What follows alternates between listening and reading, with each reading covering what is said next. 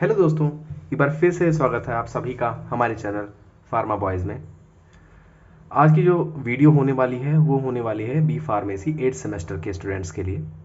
Subject है social and preventive pharmacy. और आज जो टॉपिक हम कवर करने वाले हैं वो है हमारा understanding the concept of prevention and control of disease. ये देखिए, हम सिलेबस में आपको दिखा देते हैं। ये है हमारे topic understanding the concept and prevention of disease. इससे पहले का जो टॉपिक्स हैं definition and concept and evaluation of public health, इसको हमने एक ऑलरेडी वीडियो में कवर कर लिया है। अगर आपने वो वीडियो नहीं देखी है तो प्लीज़ हमारे चैनल को विजिट करें और उस वीडियो को देखें। तो आइए शुरू करते हैं आज के टॉपिक को। Prevention and control of disease.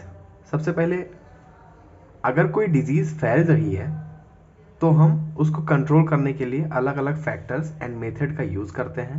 And अगर वो डिजीज़ फैली ना हो तो हम उसे प्रिवेंशन को फॉलो करते हैं एंड डिजीज़ को, रिस्क फैक्टर को कम करते हैं। ठीक है, मतलब ये होता है अगर कोई डिजीज़ फैल रही है तो हमारे पास दो ऑप्शन होते हैं, या तो उसे प्रिवेंट कर लेना या तो उसको डिजीज़ को कंट्रोल कर लेना। ठीक है, अभी प्रिवेंट करना और कंट्रोल करने की डिफिनेशन हम आगे आपको बताएंगे। ठीक है, आगे बढ़ते हैं। देखिए, प्रिवेंशन क्या होता है? किसी भी डिजीज़ को फैलने से पहले उसे रोकने के लिए एंड अपने हेल्थ को सही करने के लिए जो एफर्ट्स हम करते हैं वो सारी एक्टिविटी हमारी प्रिवेंशन होती है। मतलब कोई डिजीज़ अगर आपको हो गई है तो उस डिजीज़ के फैक्टर्स को अपने बॉडी से कम करने के लिए जो भी आप काम करते हैं वो हमारी होती है प्रिवेंशन। बॉडी से डिजीज़ को कम करने के लिए जो भी एक्टिविटी करते हैं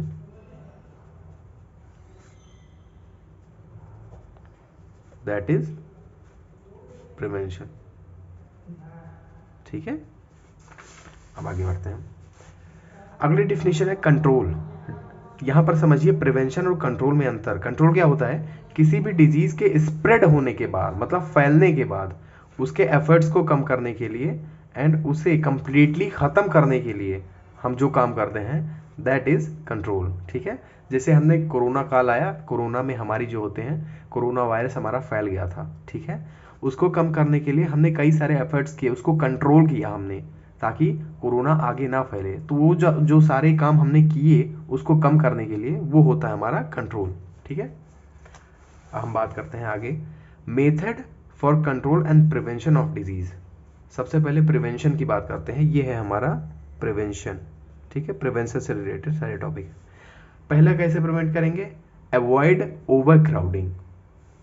आप लोग इस वर्ड से तो फैमिलियर होंगे।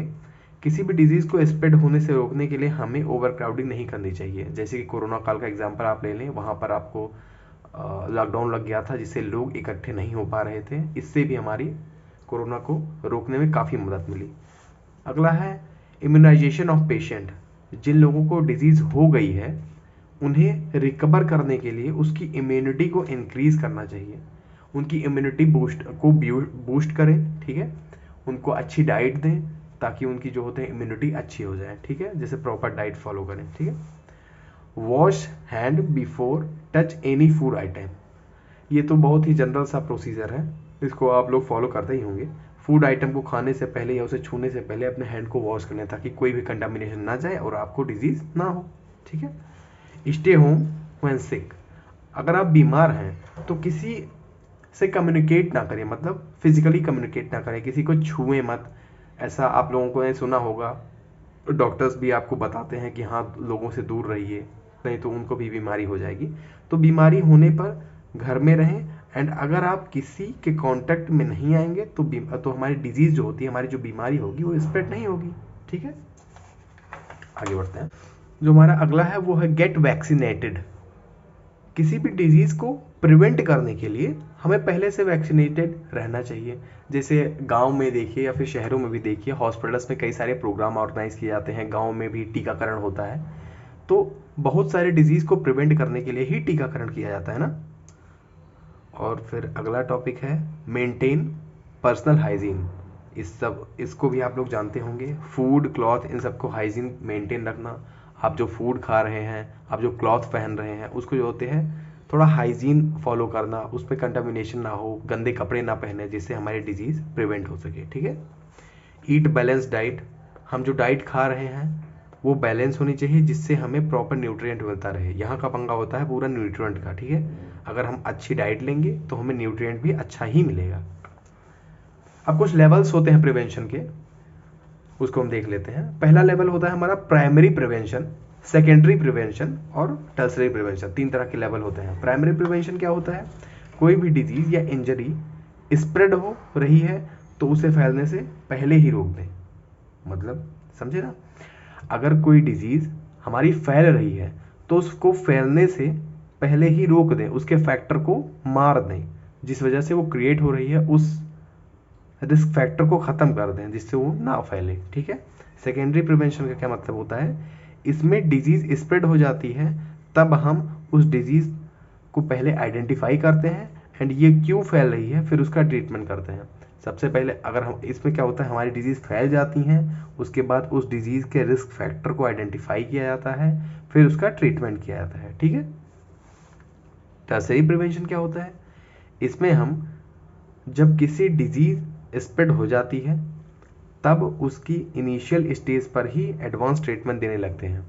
मतलब जैसे कोरोना काल का फिर एग्जांपल लेते हैं। जब हमारा कोरोना फैला है तो उसमें प्रिवेंट नहीं हो पा रहा था, लगातार केसेस आ रहे थे, तो इसके डिफरेंट टाइप की दवाइयाँ बनने लगी और प्राइमरी स्टेज से ही हमें इसका ट्रीटमेंट दिया जाने लगा। जैसे बुखार होता था तो हम डोलो लेते थे, बहुत ही प्राइमरी स्टेज से ही हमने डोलो लेना शुरू कर दिया था ताकि इसको कंट्रोल किया जा सके, ठीक है। तो इसमें एडवांस ट्रीटमेंट दी गई। अब आगे बढ़ते हैं। अगला टॉपिक था हमारा concept of control of disease, ठीक है। तो how we can control the disease, हम डिजीज को कैसे कंट्रोल करेंगे? इसके कई सारे मेथड होते हैं। पहला हो गया कंट्रोलिंग द रिजर्वायर। इसमें कई सारे टर्म होते हैं। पहला टर्म हो गया एपिडर्मियोलॉजिकल इन्वेस्टिगेशन। एपिडर्मियोलॉजिकल इन्वेस्टिगेशन क्या होता है? इसमें हम ये पता कर लेते हैं कि वो डिजीज क्यों हो रही है एंड उसका रिस्क फैक्टर क्या है, ठीक है। इसमें हम क्या करते हैं, कोई भी डिजीज फैल रही है तो वो क्यों फैल रही है, उसका रिस्क फैक्टर क्या है, उससे रिलेटेड हम दवा बनाते हैं और फिर हम जब पर्सन को खिलाएंगे, उस दवा को कंज्यूम कराएंगे तो वो डिजीज जो होती है हमारी पर्सन में ख़त्म हो जाएगी, ठीक है। दूसरा होता है हमारा आइसोलेशन। ये वर्ड तो अब सभी जान गए होंगे कि आइसोलेशन क्या होता है। इन्फेक्टेड पर्सन को आइसोलेट रखे हैं ताकि डिजीज स्प्रेड ना हो, मतलब समझ गए होंगे। जैसे हमने कोरोना काल का फिर एग्जांपल लेते हैं। अगर किसी को कोरोना हुआ था तो उसको एक अलग चैम्बर में रखा जाता था, अलग कमरे में रख दिया जाता था और उससे कोई लोग मिलने नहीं जाते थे या फिजिकली कांटेक्ट नहीं रखते थे। यही प्रोसेस होता है आइसोलेशन। अगर कोई बीमार है, अगर कोई इन्फेक्टेड है तो उसको एक अलग एक पर्टिकुलर जगह पर रख देना और वहाँ उससे कोई फिजिकल कम्युनिकेट ना करे, ठीक है। दूसरा होता है इंटरप्रिटेशन ऑफ ट्रांसमिशन। कई पर्सन ऐसे होते हैं जिन्हें डस्ट, पॉलन ग्रेन से एलर्जी होती है। इनके कांटेक्ट में आने से उन्हें स्नीजिंग होती है और इन्हें प्रॉपर हाइजीन रखनी चाहिए ताकि डिजीज स्प्रेड ना हो। तो एलर्जी बेसिकली जो इन लोगों से को एलर्जी होती है किससे, डस्ट से, पॉलन ग्रेन से या फिर कई लोगों को सनलाइट से, तो इन सबको थोड़ा हाइजीन मेंटेन करना चाहिए और ताकि जो होती है हमारी डिजीज़ ना हो और वो स्प्रेड ना हो, ठीक है। अगर हमारी बॉडी डिजीज़ से फाइट नहीं कर पाती तो उसे इम्यूनिटी बूस्टर देते हैं ताकि वो डिजीज़ को सप्रेस कर सके।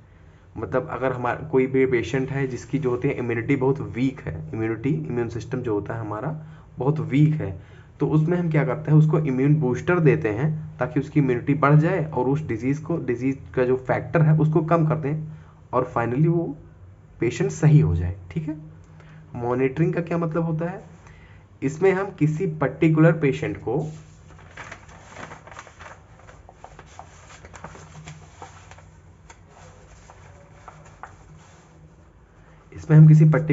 को या किसी मेजॉरिटी को जिसको डिजीज हुई है उसकी हेल्थ को डेली चेकअप करेंगे एंड हेल्थ को मॉनिटर करेंगे कि वो सही हो रहा है या नहीं।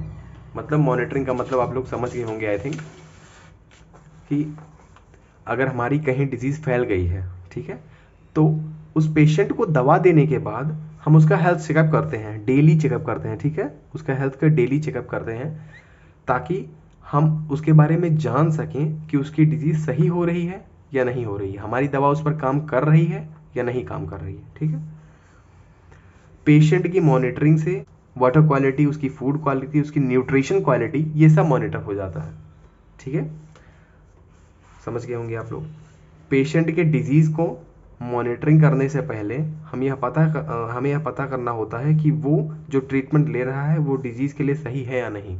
मतलब अगर आपको बुखार है तो आप डायरिया या फिर अलग रिलेटेड मेडिसिन तो नहीं ले रहे हैं, आप एंटी पायरेटिक मेडिसिन ही ले रहे हैं। ये हमारे जो होता है कंफर्म होना चाहिए, आप जो दवा खा रहे हैं वो आपके डिजीज़ से ही रिलेटेड है, ये हमें कंफर्म करना पड़ता है। ठीक है।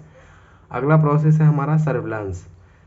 It include the collection and the analysis of the data for action. इसमें हम सबसे पहले क्या करते हैं, डाटा को कलेक्ट करते हैं, उसके एनालिसिस करते हैं कि कितने लोग बीमार हो रहे हैं, उसी हिसाब से जो होते हैं अपने एक्शन को हम रेडी करते हैं, उसी हिसाब से हम ट्रीटमेंट को शुरू करते हैं। तो आई थिंक ये टॉपिक हमारा ख़त्म हो गया। ये देखिए यहाँ तक हमने कवर कर लिया है। अब कल का टॉपिक रहेगा हमारा social causes disease and social problem of sick. ठीक है, उसी के साथ हमारा ये चैप्टर ख़त्म हो जाएगा। आप लोग यहाँ पर नोट्स देख सकते हैं, हिंदी और इंग्लिश से रिलेटेड नोट्स हैं। तो जो भी यूपी बोर्ड से रिलेटेड स्टूडेंट्स हैं जिनको इंग्लिश में प्रॉब्लम होती है, उनके पास बस एक ऑप्शन होता है कि वो रट लें और रट के जाने के बाद एग्ज़ाम में लिख लें। तो बट अब आप लोगों को ऐसा करने की कोई ज़रूरत नहीं है। हम आपको इजीली नोट्स अवेलेबल करा रहे हैं, हिंदी इंग्लिश का कॉम्बिनेशन, जिससे आपका कंसेप्ट भी क्लियर हो जाएगा और आप आसानी से एग्ज़ाम में लिख लेंगे। ठीक है। अगर आपको हमारी वीडियो पसंद आई हो तो प्लीज़ हमारे चैनल को सब्सक्राइब करें, सपोर्ट करें, लाइक करें। Thank you so much.